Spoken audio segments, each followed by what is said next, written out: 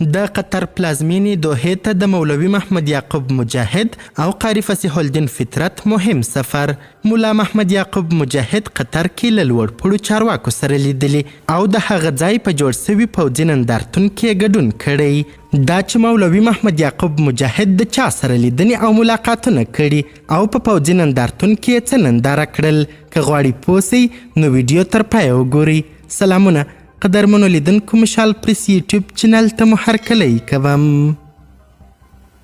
د مولوي محمد یعقوب مجاهد او قاري فصیح الدین فطرت مهمې لیدنې. د افغانستان د اسلامي امارت ویاند ذبیح الله مجاهد پر خپل ایکس پاڼه په یوه اعلامیه کې ویلي د افغانستان د اسلامي امارت د ملي دفاع وزیر مولوي محمد یعقوب مجاهد او لوی درستیز قاري فصیح الدین فطرت د قطر له دفاع وزیر دکتور خالد بن محمد العتویه سره لیدنه وکړه. په یاد ملاقات کې د دوه اړخیزو اړیکو او د تعلقاتو د لا پیاوړتیا په اړه خبرې وسوې. په خبرپاڼه کې زیاته سوې په کتنه کې د دواړو هیوادونو لوړ رتبه مسؤلینو ګډون کړی و. همدارنګه د افغانستان د اسلامي امارت د ملي دفاع وزارت هم پر خپل ایکس پاڼه په یوه خپره کړې اعلامیه کې ویلي د افغانستان اسلامي امارت د ملي دفاع وزارت وزیر مولوي محمد یعقوب مجاهد او د وسلوال پوځ لوی درستیز قاري فصیح الدین فطرت د قطر هیواد له دفاع وزیر دکتور خالد بن محمد العتویه سره لیدنه ترسره کړه.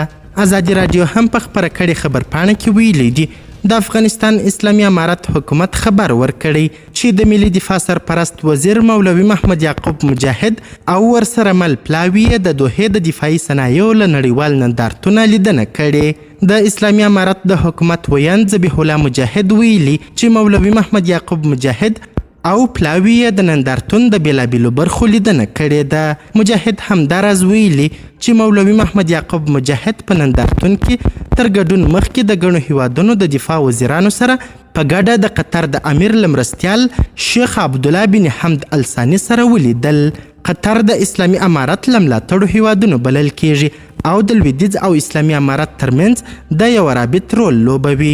د دوحې د دفاعي صنایعو نړیوال نندارتون د مارچ له 4 تر 6 د لسګونو هیوادونو او شرکتونو په ګډون پیل سوی. په دې نندارتون کې همداراز څه باندې 10 لوی جنګي بیړۍ او بیلابیل پرمختللي وسایل او پوځي سیسټمونه نندارې ته وړاندې سوي.